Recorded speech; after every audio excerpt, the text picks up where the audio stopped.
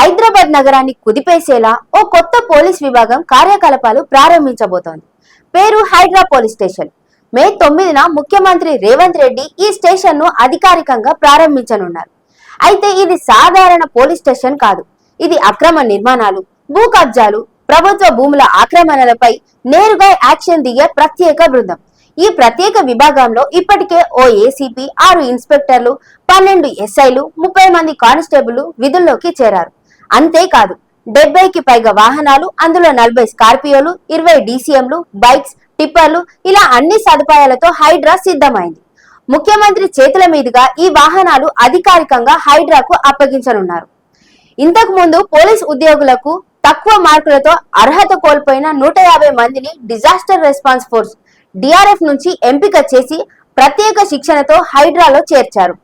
అంటే నూతన బృందం కొత్త శక్తితో అక్రమాలపై యుద్ధానికి సిద్ధంగా ఉంది.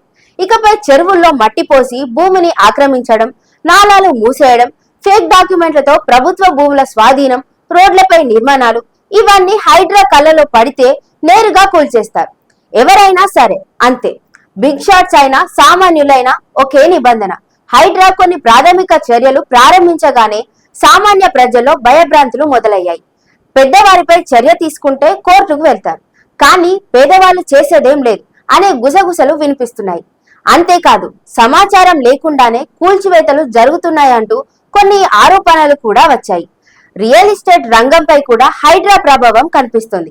కొన్ని ప్రాంతాల్లో భూమి ధరలు తగ్గుతున్నాయని కూడా ప్రచారం జరుగుతోంది.